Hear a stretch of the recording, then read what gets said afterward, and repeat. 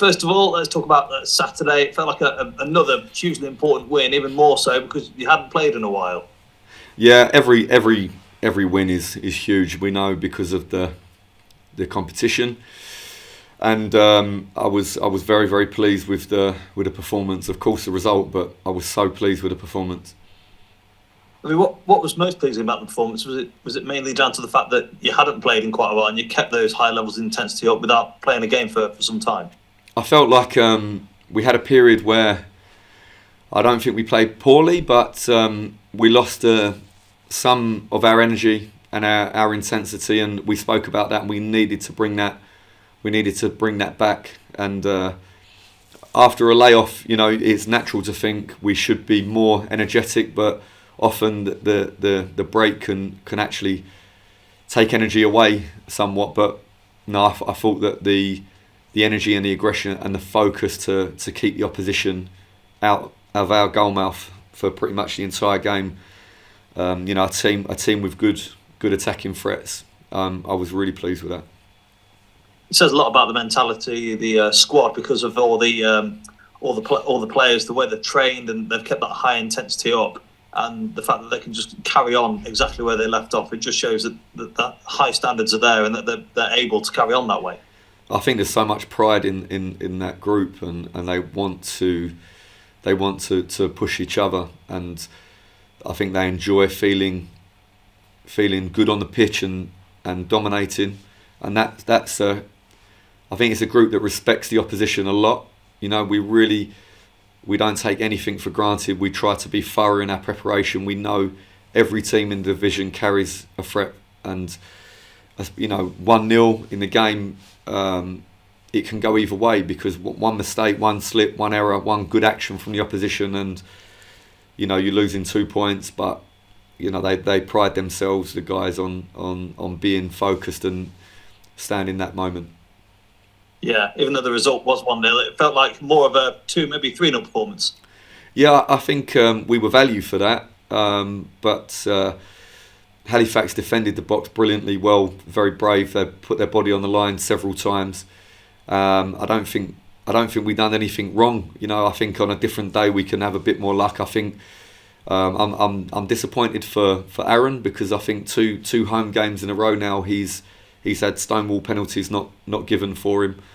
I think maybe he's too quick, and I don't know. I'm not sure, but disappointing because when you make these actions and people make late challenges in the box, then you expect for them to be punished. But no, they defended very well, and we needed to be that bit more clinical. And I think on another day, we were value for more goals for sure.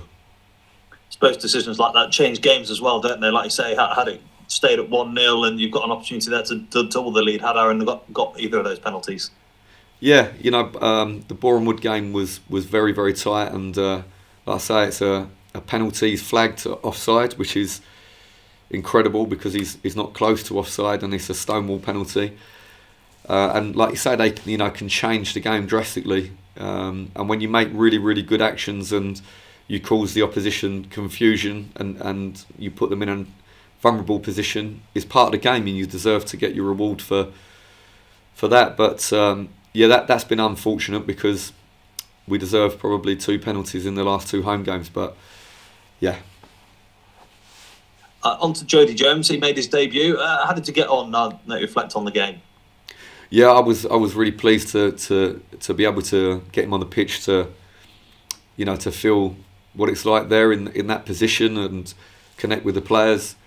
I thought he showed already. You can see his qualities, his touch and his delivery into the box and things like that. You can see already in the short space of time, and we know Jody hasn't played too many minutes recently. We need to get him up to speed, but I think he's gonna give us some great moments. He seems like the kind of player that can probably get up to speed quite quickly. Oh, for sure. Yeah, I've got no doubt he can be available for more and more minutes in a very short space of time. Is it difficult for a player to come in, particularly into a side who are doing extremely well at the moment, to get up to those high standards at such a rate? Yeah, I think it's important for any player to come to this group and earn the place, even in the squad. because there's players, excellent players that are outside the squad, didn't make the bench. Really good footballers with guys that have been giving everything every day. I'm so grateful for them, and it's just the game is tough, and the standard is very tough, and they can't always make the squad. So new players coming in have to understand that they really need to thoroughly earn it. Yeah. Looking ahead to Solihull on Saturday, how's preparation going for that one? Yeah, Tuesday rather. Yeah. No, we're in a good place, and we spent plenty of time looking at the opposition because we know they're a very good side, very good side. Probably didn't have the season that they expected to have, but there's a lot of football left, and they will definitely be on a run at some point. We have to make sure it doesn't begin with us, and we're thoroughly prepared for the game. Did having a game on Saturday sort of help bring players back to speed and have that sort of match day mindset? Yeah, I really hope so. I think the players were desperate to play, and they approached it in exactly the right way. They weren't overly carried away and giddy, but there was no slow hangover. It was exactly what we spoke about as a group that we wanted to do. Now they need to continue that and show the consistency. I mean, you've got Solihull, then you've got Torquay and Chesterfield away from home. How do you prepare the players for those trips? Obviously, one of them's quite local with Chesterfield, but there's a long trip to Torquay in there. Solihull's not exactly around the corner. So how do you prepare for sort of 3 different types of away trips? Yeah, we talked at length about recovery strategy, and we need the players to really focus and buy into that. We feel like we can speed the recovery and help to ease the body after the long travel if we do the correct things, and we have that in place. We have good people to make the preparations for the players, and we just need the players to commit to their recovery properly and help us to arrive at each game with good energy. You've scored actually in every single away game this season, which is quite an incredible stat. You've only lost once on the road all season. What is it about playing away from home that makes Notts thrive on the road? I don't know exactly. I think that we increasingly see more and more teams come to Meadow Lane to try to suffocate the game, to slow the game down, which is, of course, a valid tactic. Is nothing. This is not a complaint at all. I understand every team has to have a game plan, and they're entitled to do whatever they want to do. But of course, in front of your own fans is a bit more difficult because the feeling is, you need to try to be a bit more front-footed, and maybe it help us a little bit to be able to find spaces and have a different variety to our play and counter-attack more potentially. But I don't know exactly. Maybe that's not accurate. Of course, the fans on the road are incredible. Because they give us so much. So much energy. Are so vocal. Is brilliant. And sometimes can be more difficult in the home games if the game is a bit slower. And that's why I always say to you guys and to the players, it's very important for us to try to make big actions as early as we possibly can without making the game wide open. We don't want basketball, but we have to try to make big actions to give them excitement. But I think often on the road, like I say, the other team may be a little bit more aggressive as well, and it creates that type of high energy atmosphere. Yeah, you look at the atmosphere of various games from across the season. You look at the 4-3 away from home, and it feels like at the moment Notts are really thriving, like Wrexham are as well. It feels like there's very much a 2-horse race, and nobody can afford to slip up at any stage. Even a draw feels like a defeat. Yeah, I'm cautious to say a 2-horse race because I think that there is that much football left to play, and there are teams so. In such a great form, you look at Barnet and Woking, and I know Wrexham had a result they didn't expect in the last game, but they're a fantastic team, really top side. And so I think there's a lot of sides in this race, and we know that at this stage we just have to focus so much on our performance and try to make sure that we come away with as many points as we can week in, week out, until we get down to, you know, to the really the last few weeks. It feels like it's going to be that type of season. I've got to ask, because we're in January and tomorrow's transfer deadline day. Have you had any serious bids for any of your players? No, we haven't. We've had lots of interest, of course, because so many players playing so well, but nothing that has been, you know, concrete. Has that surprised you a little bit, getting towards the end of the window and teams are trying to find ways to boost their teams and make their teams better going forward for the second half of the season? Yeah, possibly. Pleasantly surprised. I think that you know, to entice a player away from Notts County at this stage has got to be something really, you know, really extraordinary. And I think, you know, clubs are aware that they need to put their very best foot forward to even get our attention. So I think that's probably common knowledge, and maybe that is the reason why clubs hesitate a little bit. I don't think probably there's the types of transfer fees in the game in general that there were a few years ago. I think the market is a bit slower. So I'm really happy. I'm very, very pleased that we don't have too many people knocking on the door for the players. Very finally, Luke, obviously we've talked about the away record so far this season. What can you take from those away games, away victories, even away draws on the road into Solihull tomorrow night?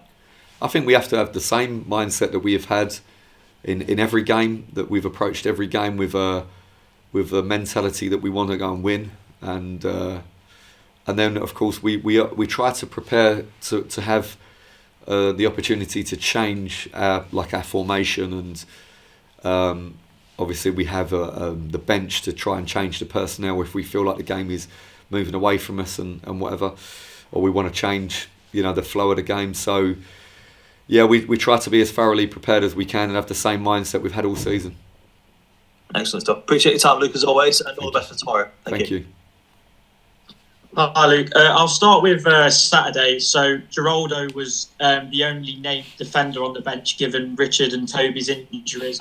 Is that an area that is causing a bit of concern for you, and potentially a position that you're looking to strengthen?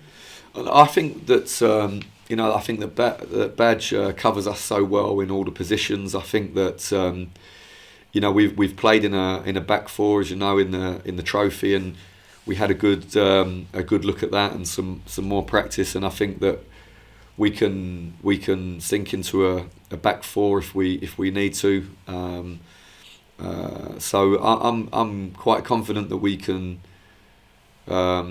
adapt. Richard is not too far away now, and so I think that we're in a fairly good place. I don't think we have to rush to bring anybody at the moment. But of course, you know, we if we suffer a longer term injury, we'll change things. Yeah. Frank Vincent was also named in the Matchday squad for the first time since returning from Aldershot. Does his involvement indicate that he's here to fight for a first team place for the second half of the season? I mean, Vinny's made it very clear that, you know, he wants to come back and try to force his way into the team. And you know, Vinny, as everybody knows, is an incredible guy, and his personality is really infectious, and his work in training is brilliant. And when you have that type of attitude here, you have always a chance. The standard is very high to get into the team. But yeah, you know, if there's the right moment for Vinny, he will get his chance to be on the pitch. So last time at home against Solihull, it was regarded as one of the most complete performances of your early tenure at the time. How do you ensure that similar level of performance is replicated tomorrow? I think that we need to carry on in the way that we've been. I think if we can perform at the same level that we performed in the previous game, we should give a good account of ourselves. I think since we played Solihull at home, I think we've been very consistent. I think it's fair to say with our performances, across the board, we've been fairly dominant. We've seen that type of performance on a regular basis, I believe. So I don't see any reason why we should change anything. We have to just focus on the consistency now. And then I'll talk a bit about Wrexham, obviously, in the FA Cup action yesterday. Obviously, it was arguably the result that many people wanted in terms of giving them an extra game. Is that, in the back of your mind at all? And did you actually watch the game? What did you make of it? I managed to catch some of the game because with the family, I think otherwise my kids will forget my name But no, I thought they were brilliant. I thought Wrexham were fantastic. I really did. And I don't think I don't think it will make any difference to them. I think they've got a great squad and they have tremendous spirit there. So I don't think the extra game will trouble them at all.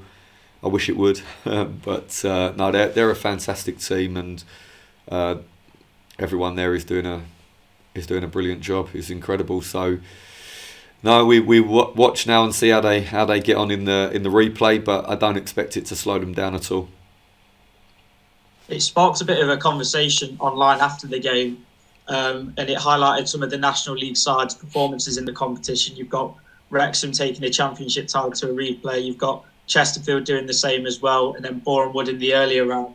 Does that, further highlight that there needs to be a potential conversation about, the sides in the National League and potentially having 3 going up and 3 coming down from League Two? I think everyone would agree that the sides at the top of the National League would be able to compete comfortably in League Two.